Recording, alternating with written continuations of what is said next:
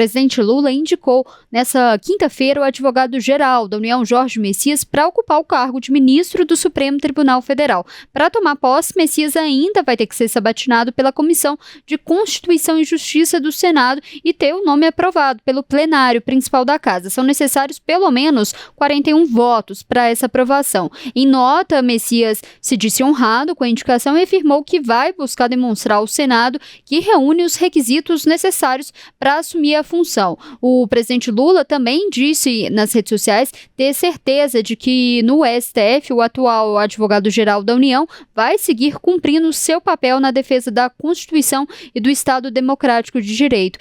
Larissa, o presidente Lula não cedeu às pressões para uma indicação que demonstrasse maior representatividade, como a indicação de uma mulher, de uma pessoa negra. O que parece ter prevalecido nessa questão foi a questão da afinidade e uma relação de confiança, mas é importante a gente lembrar também o argumento usado por muitos aliados do presidente Lula é que, com essa indicação, o presidente fez um aceno também aos evangélicos, porque o Jorge Messias é evangélico. Mas a dúvida que fica agora é como que vai ficar a relação do governo Lula com o Senado. A gente sabe que o presidente do Congresso, Davi Alcolumbre, tinha o nome preferido, que era o do senador Rodrigo Pacheco. Como que vai ficar agora tudo isso, Larissa? Olha, Letícia, quem nos traz um possível caminho de resposta é a nossa repórter setorista de Congresso, a Patrícia Nadir. Quem quiser, inclusive, acompanhar a reportagem dela está lá em otempo.com.br. E ela dizendo que o presidente do Senado, Davi Alcolumbre, reagiu à indicação de Jorge Messias para o STF com um projeto de impacto fiscal, já incluindo um projeto que causa aí, de fato, um impacto fiscal bastante enfático, digamos assim, né? Um impacto fiscal que, de fato, pode não vou dizer prejudicar, né, mas que vai ser necessário ali uma reorganização financeira por parte do governo federal. E já colocou na pauta da semana que vem. Então, a Patrícia nos explicando que o projeto de lei trata da regulamentação da aposentadoria especial para agentes comunitários de saúde e agentes de combate às endemias. Isso, ele já passou pelas comissões e já tá pronto para ser analisado no plenário. E a Alcolumbre já avisou que vai ser pautado na próxima terça-feira, dia 25. Ele garante a aposentadoria com salário integral e reajustes iguais aos da ativa para os agentes que cumprirem requisitos mínimos de idade e tempo de serviço. Alcolumbre, segundo ele colocou para a gente a Patrícia, disse que o parlamento corrigirá uma injustiça histórica, entre aspas. Então, a gente já viu uma reação no mesmo dia, né? Teve a confirmação ali no fim da manhã, aliás, no início da tarde, né? Alguns veículos já tinham dado um pouco antes, mas a confirmação mesmo por parte do governo federal veio no início da tarde de ontem, de que, de fato, o presidente Lula estava indicando Jorge Messias para a vaga deixada pelo ex-ministro Luiz Roberto Barroso no Supremo Tribunal Federal.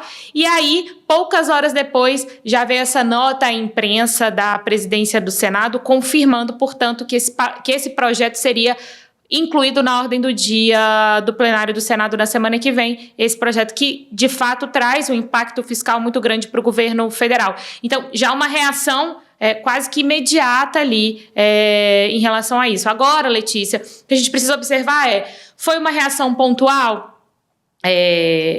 Ou, de fato, a gente vai ver os trabalhos do Senado serem contaminados de alguma forma por essa relação que ficou estremecida, afinal de contas, né?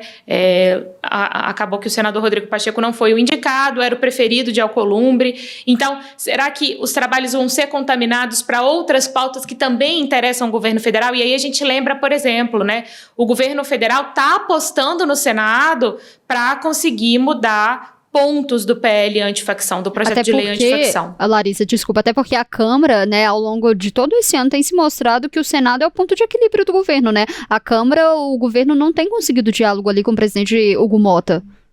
Exatamente. Então, a gente vê mais uma vez, né, Letícia, se a gente pode pegar aí um exemplo desse seu último comentário, é justamente o PL antifacção, né? O governo aposta ali no Senado, no relator Alessandro Vieira, para conseguir mudar principalmente a questão do financiamento da Polícia Federal. Então, assim, será que, de fato, a gente vai ver que a relação está estremecida para outros setores, para outros campos de trabalho? Vamos observar, mas de momento que a Patrícia Nadir nos traz é essa reação quase que imediata vinda ali da presidência do Senado, horas depois da confirmação de Jorge Messias para o STF. E a gente lembra, né, Letícia, um termômetro também é, obviamente, a sabatina, né?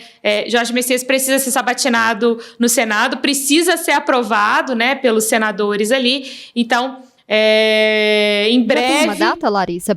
Não tem data ainda. Não tem data, e aí em breve a expectativa é que Jorge Messias comece a circular ali nos corredores do Senado para conversar com os senadores, algo que é muito comum, né, quando essas indicações dependem da avaliação do Senado, a gente vê essas figuras circulando ali, conversando com os senadores, então vamos entender como é que vai ser isso, Letícia.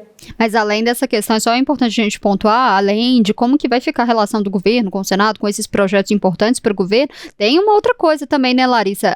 Aqui em Minas Gerais, por exemplo, a não indicação do Rodrigo Pacheco até o Tempo Brasília fez uma matéria, já sinalizou ali que não vai disputar o governo de Minas também.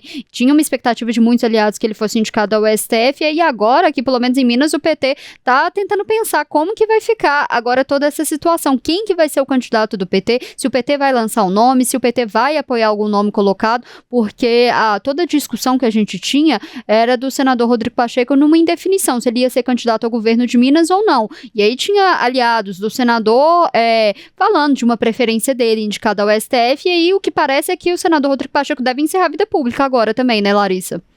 Ele deu esse indicativo, né, Letícia?